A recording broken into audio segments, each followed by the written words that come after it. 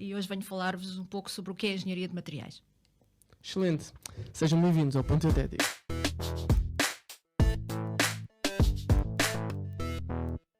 Bom, sejam bem-vindos ao Ponto Eutético, o podcast que, se não souberem a diferença entre sílica e silício, dá a direita, vermelho, direta e expulsão. Hoje temos uma excelente convidada, um episódio muito especial. Temos a professora Maria Amélia Almeida, professora associada do Departamento de Engenharia Química, pertence ao CEFEMA, Centro de Física e Engenharia de Materiais Avançados, e é agora a coordenadora da licenciatura de Engenharia de Materiais aqui no Técnico. Diz tudo bem, professora? Falta alguma coisa?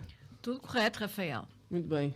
Pronto, e nós como viemos aqui para convidar a professora, o objetivo deste nosso primeiro episódio é para esclarecer e falar sobre o que é Engenharia de Materiais. Então começamos com a pergunta: o que é Engenharia de Materiais? Essa é talvez uma das perguntas mais difíceis de responder.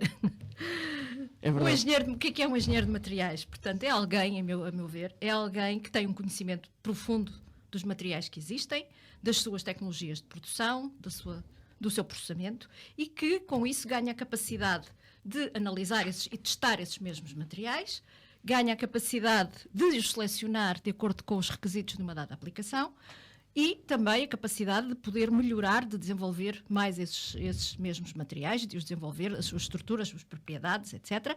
E, com isso, desenvolver novos materiais que não existam e novas tecnologias de produção e de fabrico de forma, obviamente, sustentável, quer económica, quer ambientalmente. Portanto, desenvolver materiais e processos para uma dada aplicação num vasto leque de domínios, portanto, basicamente, podemos dizer que são depois transversais a toda a sociedade e, portanto, fornece, no fim de contas, os conhecimentos de materiais que são necessários para alimentar todas as outras áreas do conhecimento, a engenharia civil, a engenharia mecânica, a medicina, a eletrónica, a aeroespacial. Basicamente, fornece a matéria-prima e os conhecimentos sobre essas matérias-primas para todas as outras áreas de engenharia.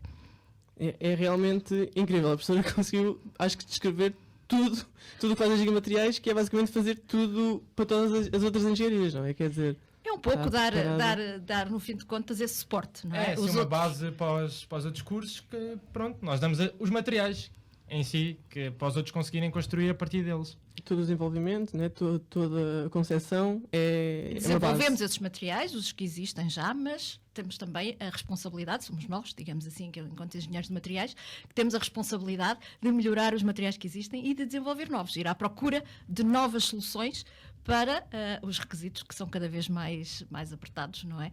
E as solicitações cada vez mais finas que a nossa sociedade nos impõe, não é? Exato. Então, em relação agora ao curso aqui no Técnico, como é que o Técnico estrutura então o curso, já que é um curso tão vasto, não é? É preciso aprender isso tudo. Como é que o Técnico estrutura o curso de Engenharia de Materiais? Bom, o curso de Engenharia de Materiais, ou os cursos de Engenharia de Materiais aqui no Técnico, portanto, estão como em quase todo o resto do país, não é? Estão neste momento estruturados num primeiro ciclo e num segundo ciclo, não é? Portanto, o primeiro ciclo corresponde à formação de 3 anos, que é a licenciatura em Engenharia de Materiais, e depois há uma formação mais especializada, que é o mestrado em Engenharia de Materiais também. E, portanto, algo que distingue a nossa formação aqui no Técnico, portanto, nós sempre privilegiamos isso e é consciente, é uma opção consciente e diferente, distintiva do que se passa relativamente às outras formações existentes no país, nesta área, é que o curso de materiais, portanto, que nós ministramos aqui no Técnico, se caracteriza por ter uma enorme versatilidade e uma enorme abrangência. Portanto, nós sempre fizemos questão de dar uma formação de largo espectro, equilibrada nos diferentes tipos, nas diferentes classes de materiais que existem, de facto, nos metais, nos cerâmicos, polímeros, nos compósitos, etc., sem privilegiar um destes tipos, uma destas classes de materiais, que muitas vezes acontece noutros sítios, não é? E, portanto, é uma opção consciente que nós fazemos e que pensamos que constituirá uma mais-valia para os nossos engenheiros de materiais, porque os dotamos das ferramentas necessárias para lhes permitir exercer a sua atividade num grande leque de opções que vão desde a indústria, enfim, aos serviços, à educação, à investigação. Mas a dar um curso tão abrangente, como é que é possível em 5 anos? Passa-se muito a pente, não dá para passar pente fino por tudo, não é? Tem de ser um bocadinho de cada, muito pouco, é isso? Mas agora já não é 5 anos, é os 3 da licenciatura, pronto, já não podes fazer essa associação, agora distribuímos a matéria em 5 anos. Não é bem assim. Portanto, aquilo que existe basicamente é uma licenciatura em Engenharia de Materiais, que vai cobrir essencialmente a formação que é necessária ao nível da ciência de materiais, e agora aqui permitam-me fazer uma distinção breve claro. entre o que é a ciência de materiais, muitas vezes se confunde com a engenharia de materiais. E, portanto, Sim, é preciso fazer a diferença, de facto. exatamente. É uma boa Portanto, questão. a engenharia de alguém só é dotado destas competências que eu acabei de enunciar há pouco para exercer engenharia de materiais se for capaz de ter os conhecimentos de base que são conferidos pela ciência de materiais. E, portanto, na licenciatura, digamos assim, a nossa preocupação, o nosso foco fundamental é dar uma boa formação nessa ciência de materiais, que, no fim de contas, abrange o estudo da estrutura dos materiais, da estrutura da matéria, não é? Na sua relação com as propriedades que daí resultam e com o desempenho que esses materiais vão ter. Não é? E, portanto, compreender bem essas relações dá depois ao engenheiro, quando precisar de exercer a função na área da engenharia, dá-lhe as ferramentas para ele saber como processar, o que fazer aos materiais, como os fabricar, como os modificar, no sentido de tirar partido dessas relações. E, portanto, o engenheiro é alguém que é capaz de partir do conhecimento dessas relações de base que a ciência de materiais dá e depois de as manipular ao serviço do que é a engenharia e de pôr isso a funcionar para o fabrico de novos produtos, para o desenvolvimento de novos materiais, de novas tecnologias de fabrico, etc. Nós temos aqui o curso, como a professora materiais, como a professora está a explicar, mas materiais como nós o conhecemos e com o nome atual que não tem muitos anos. Então, professora, podia-nos explicar por que houve a necessidade de criar o curso em Engenharia de Materiais? Bom, o curso de Engenharia de Materiais, em particular aqui o nosso, mas é algo que é um fenómeno que, digamos assim, é mais vasto do que se passa aqui no técnico. Portanto, existir uma formação na área de materiais resultou, digamos assim, de uma evolução natural ao nível da formação que existia, digamos assim, no século passado, não é? Até os anos 70, tipicamente, aquilo que existia era uma formação especificamente em materiais metálicos, portanto, essencialmente em engenharia metalúrgica, e o técnico não foi, nesse aspecto, foi um dos pioneiros a nível nacional também a ter uma formação específica na engenharia metalúrgica, mas aí foi muito focada, obviamente, nos metais, não é? Certo. E depois, quer dizer, como no resto do mundo, não é? Aliás, até antes de nós, foram surgindo outros materiais que foram ganhando importância crescente, como os materiais poliméricos, os materiais cerâmicos, em particular os materiais compósitos agora, etc. E, portanto, começou a sentir-se necessidade de, obviamente, alargar este domínio do conhecimento a outras classes de materiais que começavam a ter uma importância tão grande também. E, portanto, obviamente que o curso foi abrindo, não é? E deixou de se focar só em metais e passou a focar-se, portanto, a ter este caráter abrangente e horizontal, porque os fenómenos, lá está, aquilo que eu disse há pouco, da ciência de materiais, o estudo da ciência de materiais, é quase independente do tipo de material. Okay? Portanto, conhecer a ciência de materiais, do material metálico ou do material cerâmico, muitas vezes tem aspectos muito comuns, como vocês sabem, não é? Uma pergunta. Então, antes era focado na indústria metalúrgica porque a indústria portuguesa pedia isso? Ou porque é que... Não, isto era a nível mundial, portanto, porque tradicionalmente, quer dizer, o desenvolvimento dos metais precede o desenvolvimento dos polímeros e de outros, dos materiais compósitos em particular, não é? Portanto, obviamente, houve uma grande investigação no início do século XX, muito focada nessa área, em países de muita relevância, como o Reino Unido, os Estados Unidos, etc. Mas, portanto, rapidamente se percebeu que esses conhecimentos poderiam e deviam ser alargados a outras áreas, a outros tipos de materiais, que, não é? Que no fundo tinham os mesmos fundamentos científicos, não é? Digamos assim. Portanto, a necessidade de conhecer a estrutura da matéria e de relacionar com as propriedades, etc., portanto, tinha os mesmos fundamentos que nas outras classes de materiais, e daí foi uma evolução natural que se verificou nesses países e, obviamente, acabou por acontecer em Portugal também, não é? Sim. Então, e agora, o que é que acha que vai ser a evolução no futuro? Que passou dos metais, agora estamos a dar multidisciplinarmente em tudo. Materiais, sim. O que é que vai ser agora o foco no futuro para estudar cada vez mais? Eu acho que não vai haver foco, quer dizer, esse é o problema. Essa okay. tendência natural vai ser exatamente essa, vai ser cada vez mais abrangente, cada vez mais aberta, porque cada vez mais as soluções que procuramos para resolver os desafios da nossa sociedade raramente se centram num material específico. E, portanto, hoje em dia, o engenheiro de materiais, todos nós temos de ter a capacidade de conseguir trabalhar e manipular diferentes tipos de materiais e combiná-los, não é? Quer dizer, Certo. poucos são os desafios da sociedade, poucas são as aplicações importantes hoje que ainda necessitam apenas de um único material, não é? Quer dizer, portanto, se pensarmos, por exemplo, numa prótese de anca ou uma coisa qualquer de uma aplicação dessas, tão sofisticada, é claramente uma solução multimaterial, não é? E multissuperfícies. Precisamos de combinar materiais diferentes e às vezes até trabalhar as interfaces e trabalhar as superfícies com revestimentos entre elas, etc., no sentido de aumentar a funcionalidade do componente, não é? E, portanto, isso não se resolve com conhecimento só de metais, ou só de polímeros, ou só de cerâmicos. Portanto, precisamos cada vez mais de ter esse conhecimento integrado, vamos dizer assim. Pronto, nós íamos perguntar aqui à professora o que é que, pronto, a engenharia de materiais acrescentava demais à sociedade, mas pronto, a professora já teve um bocado a explicar isso. Mas pronto, como a professora já esteve a dizer, o material está a dar novos materiais, a desenvolver novos produtos para que possam ser usados em diferentes âmbitos. Mas pronto, aqui falando mais um tema mais específico, é a sustentabilidade. Como é que acha que a engenharia de materiais pode apresentar soluções para este problema que é...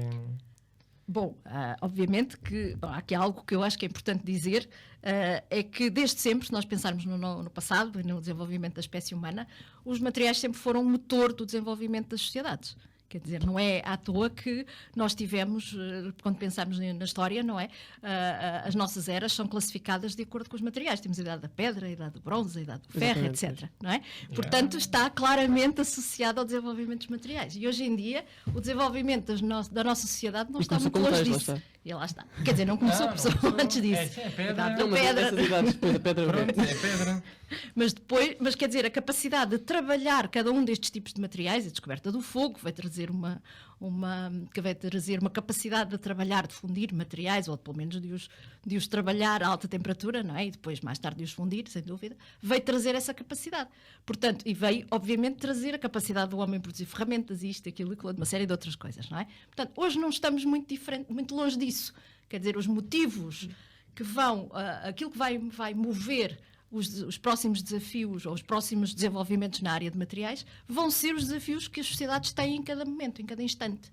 E os nossos desafios atuais, quer dizer, que são largamente conhecidos, não é?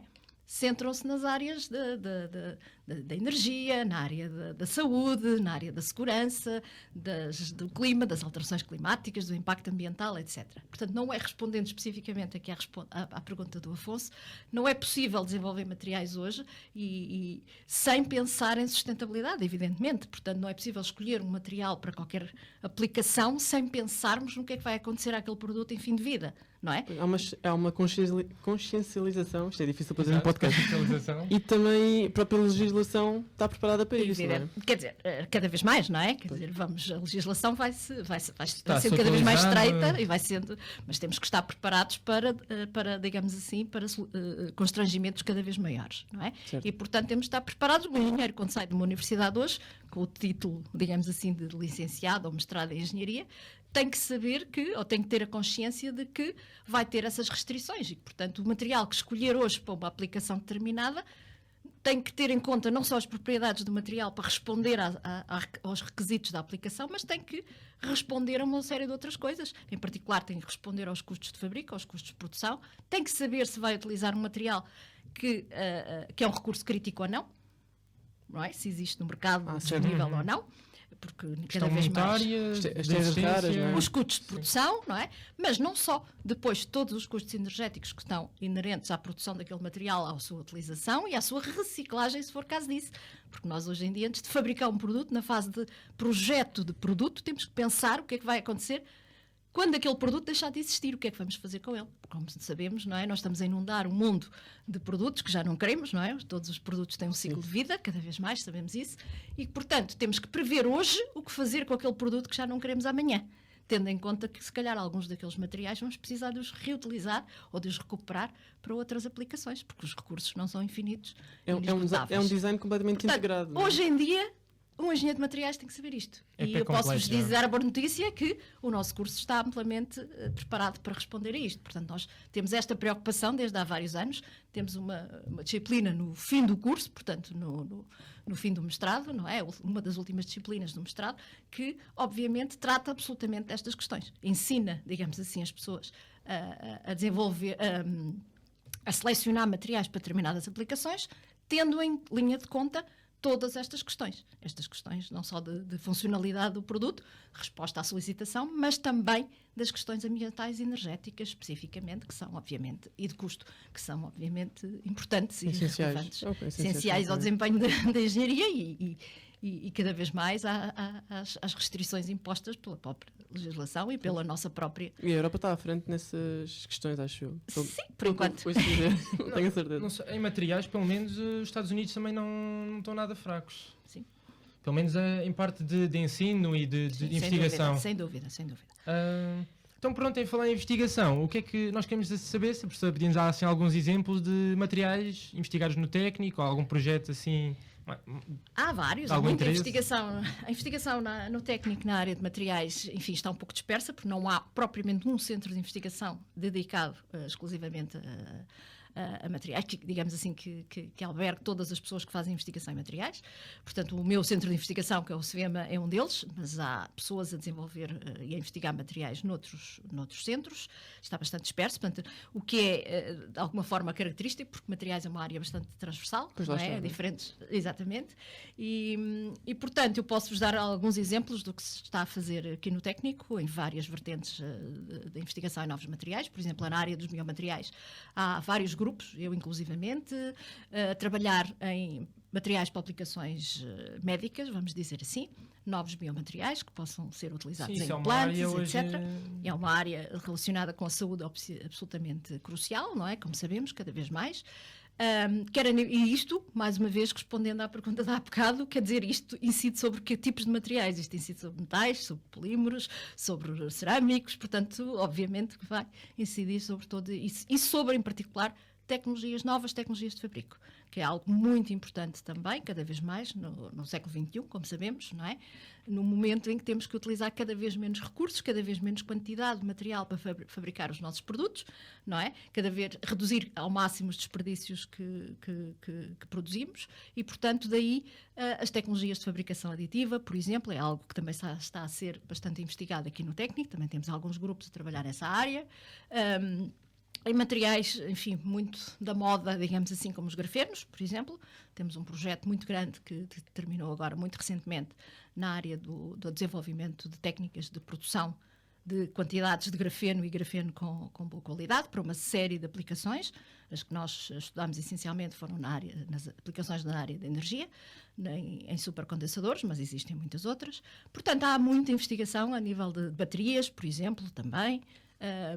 Portanto, há vários grupos. E pegando aí na parte das tecnologias que a professora mencionou, de facto, não é só a investigação não é só novos materiais, como se calhar o público costuma pensar. Não, novas tecnologias para materiais que já existem, mas que são muito mais eficientes ou mais baratos, não é? Isso novas tecnologias, a pessoa está a falar de novas aplicações ou novos processos de fabrico? Novos processos de fabrico, por exemplo, quando pensamos em nanomateriais, por exemplo, também é algo que está muito na moda, nanomateriais para as mais diversas aplicações. E há muitas técnicas de produzir esses nanomateriais, não é? E, portanto, também temos grupos a investigar nessa área, portanto, desde aplicações em sensores, como, por exemplo, e também aplicações em encapsulamento de fármacos, por exemplo, para a libertação controlada de fármacos, etc. Portanto, há uma série de desenvolvimentos, não só a nível dos materiais em si, mas ao nível das tecnologias de fabrico, porque estas duas coisas nunca podem ser dissociadas, como é evidente. Claro. Posso-vos dar um exemplo das tecnologias de fabricação aditiva, que é algo que, ok, as pessoas pensam, tudo bem, vamos fabricar por tecnologias aditivas utilizando os materiais que já conhecemos, que já existem tradicionalmente, mas depois temos surpresas, porque quando esses materiais foram desenvolvidos para outras tecnologias, estão otimizados para essas tecnologias. Quando nós os submetemos às novas tecnologias de fabricação aditiva, às vezes temos surpresas. É preciso reaprender tudo de novo. Não é preciso reaprender, mas é preciso redesenhar alguns destes materiais. É preciso readaptá-los, porque não vamos ter exatamente o mesmo comportamento que eles tinham quando submetidos a outras tecnologias. É fazer uns pequenos ajustes. Temos que fazer grandes ajustes, não é Grandes, pequenos, então. é grandes ajustes, muitas Muito vezes. E, portanto, todo esse trabalho temos grupos a trabalhar cá no técnico, nessas Ok, áreas ok. todas. Obrigado, doutora. Mudando agora um pouco de ritmo para uma coisa mais prática, se calhar para estudantes que estejam agora a ouvir. Em Portugal, onde é que há engenheiros de materiais? Onde é que eles estão a trabalhar? Em todo lado. Em todo lado. Pronto, então pronto, podem fechar. Acho que foi bom. Boa resposta. Próxima. Não, engenheiros de materiais, quer dizer, pronto, resulta um pouco da versatilidade de formação que nós pretendemos dar aos alunos, evidentemente. Portanto, posso-vos dizer que há pessoas a trabalhar, muita gente a trabalhar na indústria, evidentemente. Posso citar algumas das grandes empresas que contratam os nossos engenheiros de materiais por excelência, como a TAP, por exemplo, a Ogma, a Vistion, que é uma grande empresa que neste momento, eu diria, nos últimos anos tem contratado praticamente com quase todos os engenheiros de materiais que nós conseguimos produzir. Temos que pedir Também não são assim patrocínio também. tantos. Hanon Systems, o próprio Instituto de Soldadura e Qualidade tem contratado algumas pessoas, mais para investigação e trabalho em E laboratório. é por todo o país, não é só Por todo a o base país, de- norte a sul, a Bosch, a Siemens, a Amorim, por exemplo, na áreas ligadas a cortiça. cortiças, a Navigator, enfim. Portanto, a nível de indústrias há muita gente, mas depois há muitos empregadores. Mas depois, obviamente, que há pessoas a trabalhar noutras áreas, noutros setores, não é? Que não têm a ver com a indústria. Portanto, há pessoas a trabalhar em controle de qualidade, há pessoas a trabalhar em áreas de produção, mesmo nestas empresas, há pessoas a trabalhar em laboratório, a fazer investigação, há pessoas a trabalhar em áreas que não têm nada a ver com a engenharia, Pronto, que mas isso há montaram sempre, negócios isso há próprios. sempre. Sim. Portanto, enfim, Depois não há falta de procura, então. não há falta de emprego, não. Posso-vos dizer, enfim, Bom, que bom. é de conhecimento geral, que, enfim, também não produzimos assim tantos engenheiros Pois. anualmente, não é? Mesma Mas pergunta que todos temos. eles são absorvidos pelo mercado de trabalho e mais houvesse, não é? E o que é que eles vão fazer depois às empresas? A professora disse que alguns, pronto, tirando aqueles que vão para outros caminhos, o que é que os ficam a trabalhar na área? Pronto, foi isso que eu acabei de dizer. Portanto, podem trabalhar em áreas diretamente relacionadas com a produção, portanto, temos alguns casos desses, mas temos pessoas que muitas vezes começam em áreas de produção e depois transitam para áreas de controle de qualidade ou áreas de investigação, mesmo dentro da própria empresa, porque há bastante investigação a ser feita dentro das empresas, áreas de projeto, áreas de desenvolvimento de novos produtos. Sei lá, as coisas mais variadas, não é? Dentro de uma empresa, sei lá, áreas comerciais, por exemplo, até há pessoas que têm mais. Depende um pouco também da vocação e da apetência de cada pessoa, não é? Depois articular um pouco a sua atividade. De acordo Pronto, com- é como qualquer engenheiro, pronto, é assim, depois tem esse Flexibilidade, leque de opções obviamente. que podes Há pessoas a escolher. trabalhar em gestão, portanto, dentro da própria empresa, portanto, há. Mas acha que a engenharia de materiais é mais flexível depois do que outras engenharias ou simplesmente? Quer dizer, acho que Turismo. acho que ter um curso de engenharia já dá uma flexibilidade Pois. razoável face a outras profissões, não é? Exato. Dentro das engenharias, acho que nós temos a preocupação de dar essa flexibilidade. Depois, acho que é muito de acordo com o perfil de cada um e a apetência de cada pessoa. O caminho que vai enverdar, não é? Claro. E agora uma pergunta muito, muito importante, muito importante para mim, que é: paga bem? Essa pergunta é sempre muito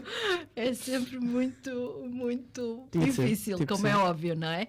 Porque é como qualquer outra profissão, não é? Há Claro. pessoas bem pagas, há pessoas mal pagas e, portanto, não é pelo facto de ter um curso de engenharia, seja em materiais ou noutra área qualquer, que vai necessariamente ser bem pago. Tem esta vantagem, de facto, da empregabilidade, não é? Da procura, que é relativamente grande, mas, enfim, depois a nível de salário, não sei como é que se traduz propriamente. Há de haver pessoas, certamente, com bons perfis de carreira e pessoas com maior salário, outras com mais baixo. Portanto, como em todas as outras profissões, certamente. Certo. E a pessoa estava a dizer que somos todos absorvidos no mercado de trabalho, não é? Aqui em engenharia de materiais. Desde há vários anos. Há sim. vários anos. Sim. Mas também somos poucos, também disso, não é? Sim, também não são então muitos, poucos. não é? Também não são muitos. Então, porquê que não há, por exemplo, mais vagas? Ou não há assim tanta procura? Se há assim tanta procura, não é? No mercado de trabalho, pelo menos. Há procura pelo empregador, não é? Mas não há tanta procura assim a nível da entrada, ao nível do ingresso, Pois. não é? Portanto, como vocês sabem, o ingresso, o número de vagas no ingresso é ditado pelo governo, não é? E depois é dado um número, atribuído um número a cada universidade e depois cada universidade tem que dividir o número de vagas total que lhe é atribuído pelos cursos e, portanto, falo de acordo com a lei da procura, não é? Com o número de candidatos, digamos assim, especificamente àquele curso, no primeiro ciclo. Então, mas porquê que acha que há essa diferença entre a absorção rápida nas empresas, mas depois a procura de estudantes baixa, por assim dizer? Porque, é estranho. Pode parecer. Não, tem algo a ver com o facto do curso ser relativamente recente, ou por outra, não ser tão antigo como as áreas tradicionais da engenharia, não é? Toda a gente sabe o que é que um engenheiro civil vai fazer, ou um engenheiro mecânico, ou um engenheiro químico, pois. etc.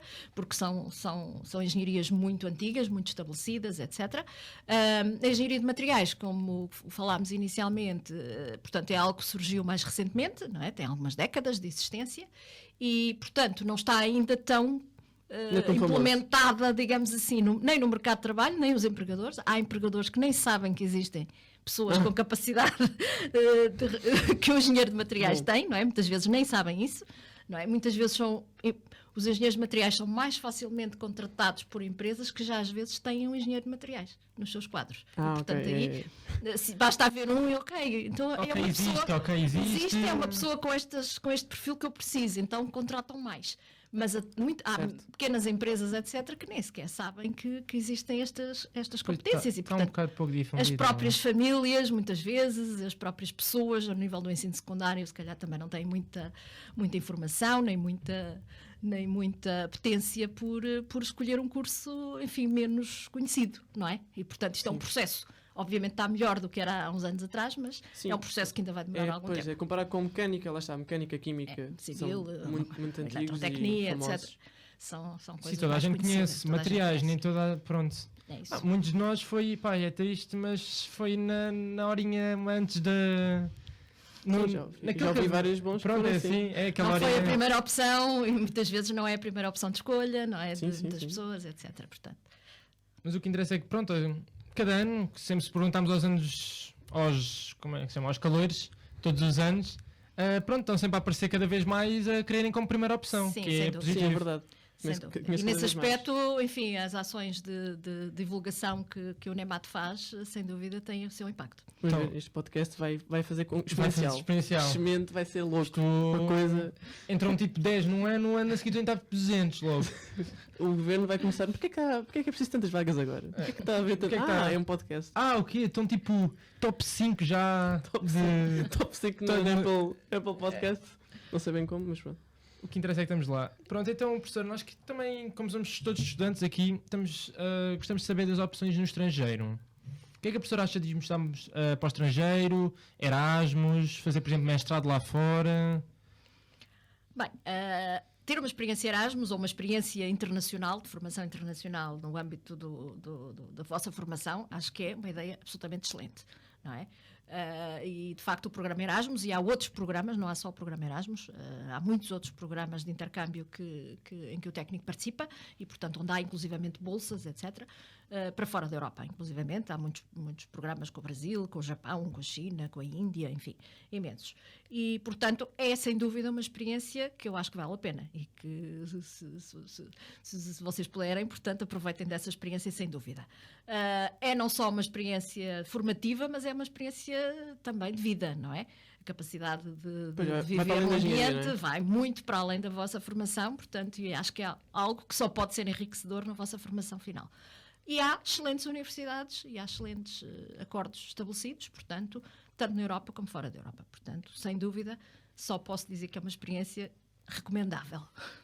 Muito bem. Rafa, o que é que tens a dizer sobre este assunto? Sim, eu de facto não estava a esperar essa. Essa aqui pegaste-me de lado. Sim, eu estou a fazer esta experiência agora. Tenho estado a estudar em Itália. Nós não temos cá, que é mesmo só para fazer este bocadinho. Fazer um programa de duplo grau e concordo com a professora. Assim, acho que está a ser muito enriquecedor, não só do lado da engenharia, pronto, ter aulas diferentes, um pouco diferentes, mas pronto, toda a experiência pessoal também é incrível, claro. Por isso é toda outra exposição a outra cultura, mas partilhando pelo menos a engenharia. Então não é muito bom, é muito interessante, mas ainda só estou no início, por isso tenho de falar mais tarde.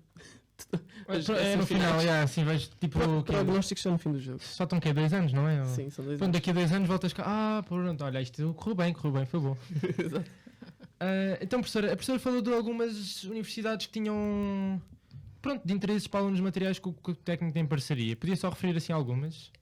Bom, como o Rafael já disse, portanto, está a estudar em Itália, portanto, há várias universidades em Itália com excelentes Eu estou no oferta. Politécnico de Milão. O Politécnico de Milão é uma delas, mas há outras, sem dúvida.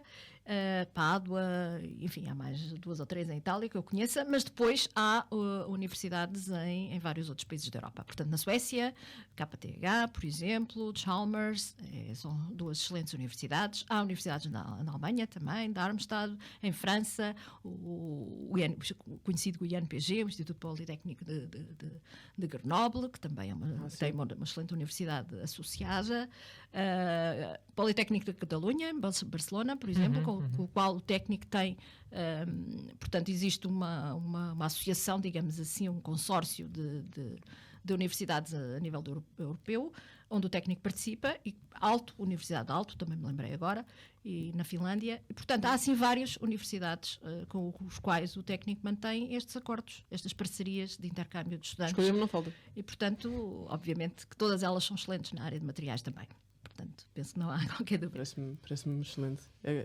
O que agora interessa é entrar aqui no técnico primeiro. Depois é que se escolhe. Depois é sair. Depois Primeiro é entrar, depois é sair. A dificuldade não é entrar, é sair. Sim, Eu costumo exato, dizer. Pois. Tal e qual. Bom. Vamos então. Então, pronto, a professora é professora, não é? A professora é A professora. professora é professora. Então nós que gostávamos de saber qual é que era a sua opinião em relação entre dar aulas a alunos de materiais e a dar de outros cursos, cadeiras de materiais, claro. Sim. Essa é boa. Bem, correndo o risco de ser suspeita na resposta, e obviamente que sou. Com a pressão aqui de 2 alunos de materiais à frente. É óbvio que eu gosto muito mais de dar aulas ao curso de disciplinas do curso de materiais do que outros cursos. Não é óbvio que já tenho experiência de dar, bastante experiência de dar aulas a outros cursos também.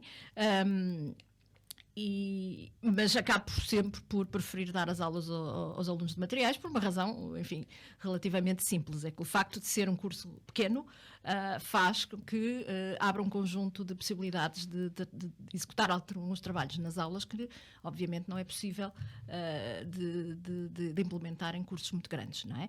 E, portanto, com a segunda grande vantagem pelo facto também de ser uma comunidade relativamente pequena de alunos, portanto, rapidamente, ao fim do primeiro ano, tanto os professores como os alunos se conhecem muito facilmente, acabam por se encontrar muitas vezes em disciplinas diferentes e portanto, cria-se, digamos assim, um espírito de corpo associado à formação em materiais, que eu acho que é bastante enriquecedor e que me parece ser dos únicos a nível do técnico.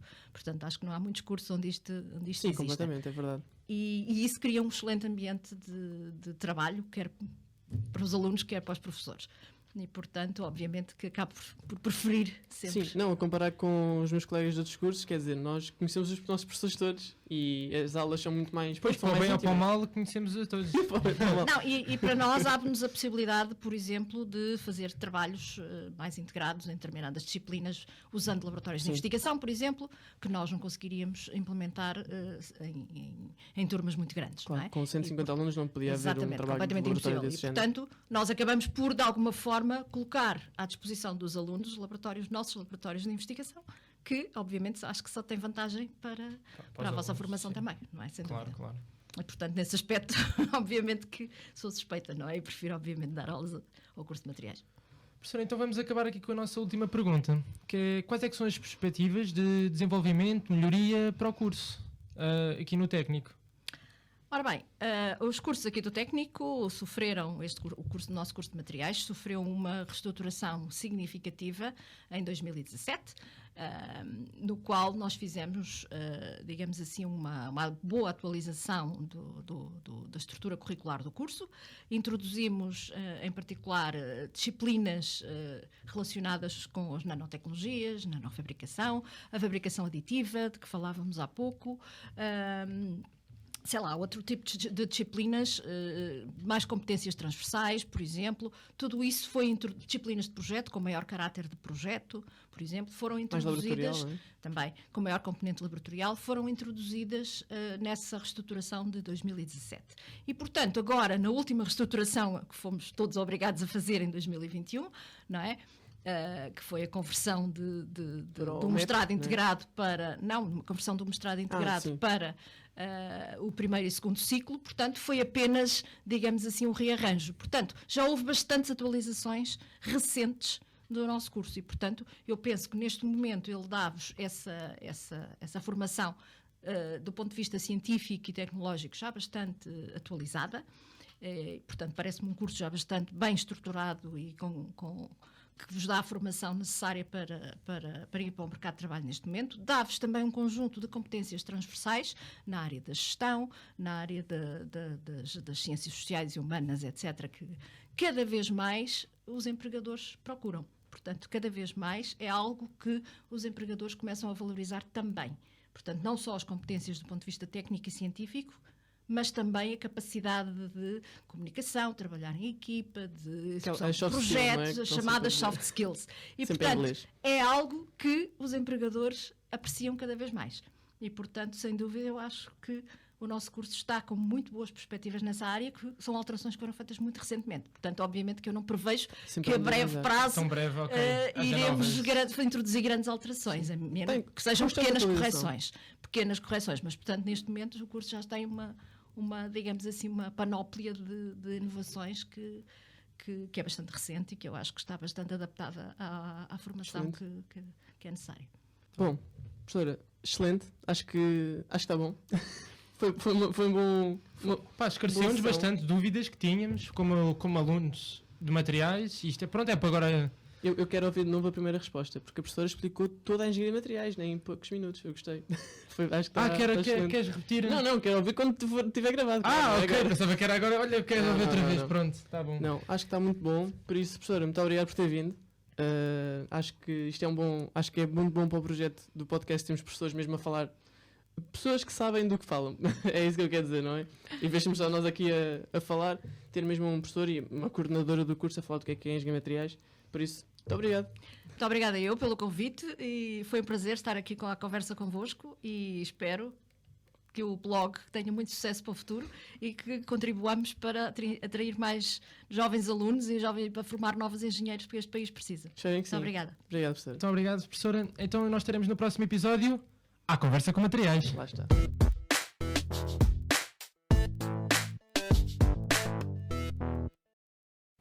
O Ponto Teotético é uma produção de NEMAT, Núcleo de Estudantes de Engenharia e Materiais do Instituto Superior Técnico. Apresentado por Afonso Lebão e Rafael Moraes Manso. Música de Gonçalo Falcão. Produção executiva de Rafael Moraes Manso. Edição de Tiago Guerreiro. Produção de Afonso Lebão e Talent Booking de Marta Pimenta. Subscrevam já o Ponto Teotético no Spotify, Apple Podcasts, onde quer que ouçam os vossos podcasts. E não percam nenhum episódio.